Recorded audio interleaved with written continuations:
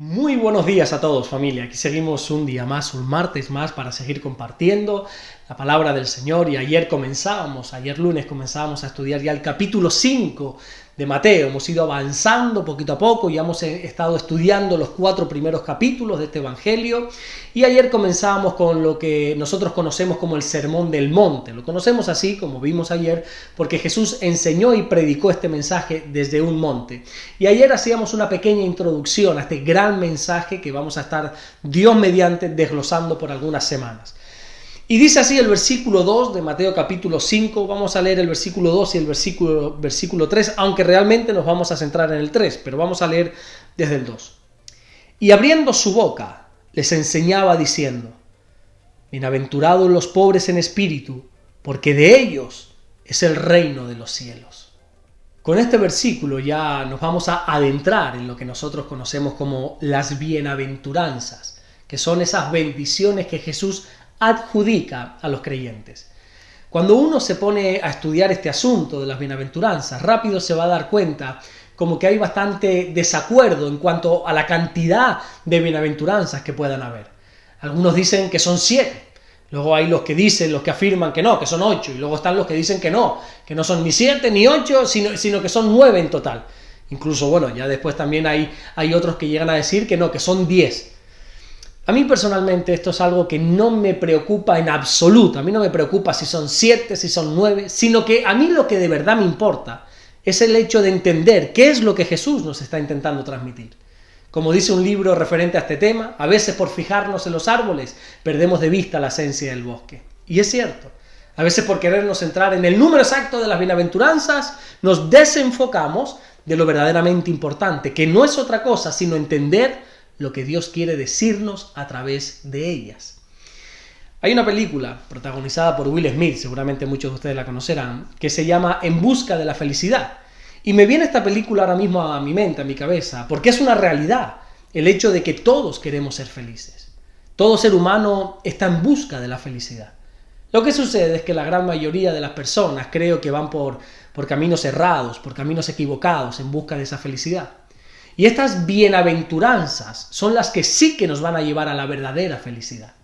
Bueno, esta primera bienaventuranza nos está enseñando que bienaventurados los pobres en espíritu, porque de ellos es el reino de los cielos. Que esta sea la primera que coloque Jesús, para mí no es casualidad. Todo tiene un porqué, todo tiene una razón de ser. Hay quienes creen y afirman que en las bienaventuranzas hay un orden bien definido y que cada una de ellas es como un crecimiento que añadimos en el Señor. Creo que lo primero y lo más importante que tenemos que entender a la hora de estudiar esta bienaventuranza es la palabra pobre.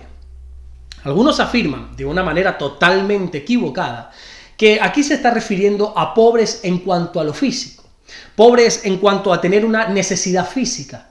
Pero interpretar este versículo de esta manera es un gravísimo error, ya que el propio versículo nos está diciendo bienaventurados los pobres en espíritu.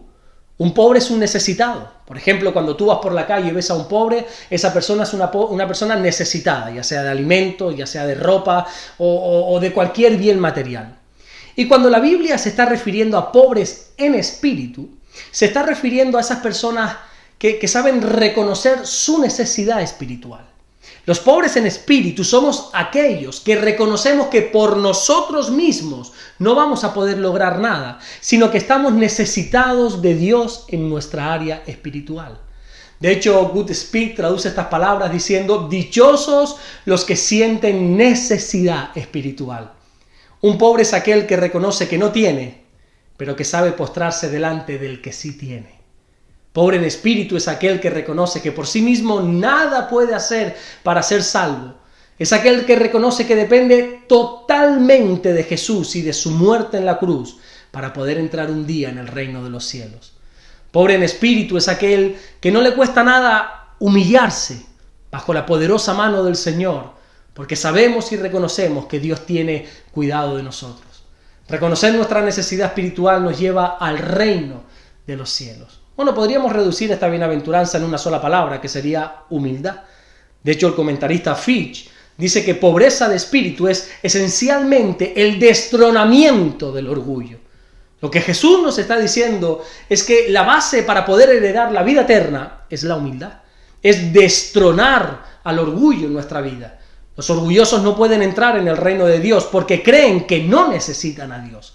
A pesar de que puedan creer en Dios, enseñar de Dios, predicar de Dios, los orgullosos se creen merecedores del reino de Dios por sus propios méritos. Y Jesús comienza la doctrina de la gracia en aquel monte diciendo que aquí no hay lugar para los orgullosos. Aquí no hay lugar para los que quieren ser los número uno, porque aquí el número uno es Jesús. Aquí no hay lugar para los que quieran destacar por lo que hacen, por sus maravillas, porque aquí lo único que hay que destacar es lo maravilloso que Jesús hizo en la cruz del Calvario. El orgullo es tan sutil que prácticamente todos los que lo tienen niegan tenerlo.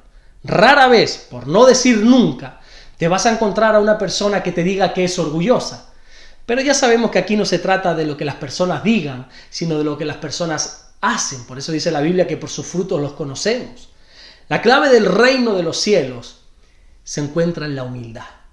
Se encuentra en reconocer la necesidad de Dios, en reconocer que necesitamos de Él, que somos pobres de espíritu y que dependemos 100% de Dios para poder heredar la vida eterna. Yo no sé tú, pero yo me considero pobre en espíritu. Yo reconozco que sin Dios no soy absolutamente nada ni nadie. Reconozco que necesito de Él cada instante de mi vida. Reconozco mi pobreza en cuanto a conocimiento, en cuanto a sabiduría, y por eso acudo a Él para cada decisión que tengo que tomar en mi vida. Yo soy un pobre de espíritu, y cada vez que leo la Biblia me enseña a ser aún más pobre de espíritu. Y cuanto más reconozco mi pobreza espiritual, cuanto más reconozco que necesito más de Dios, más bienaventurado soy, más dichoso soy, más feliz me encuentro en esta vida, porque me doy cuenta que ya mi vida no depende de mí, sino de lo que Dios puede hacer a través de mí.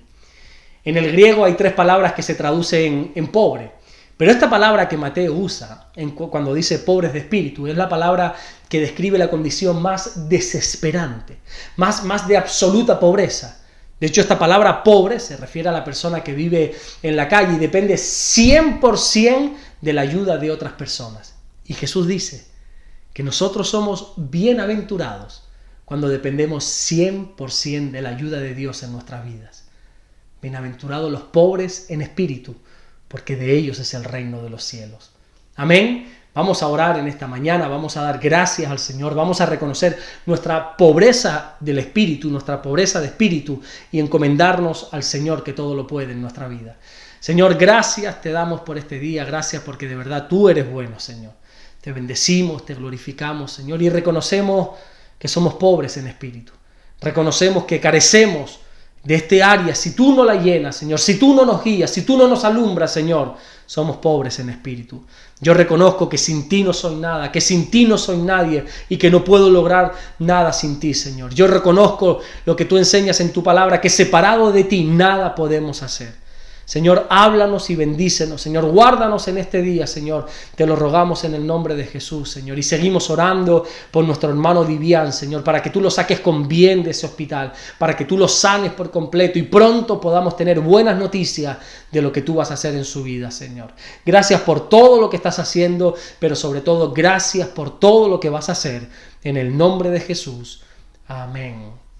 Que Dios te bendiga, nos vemos mañana, Dios mediante, si así Dios nos lo permite, para seguir aprendiendo sobre la segunda bienaventuranza. Dios te bendiga.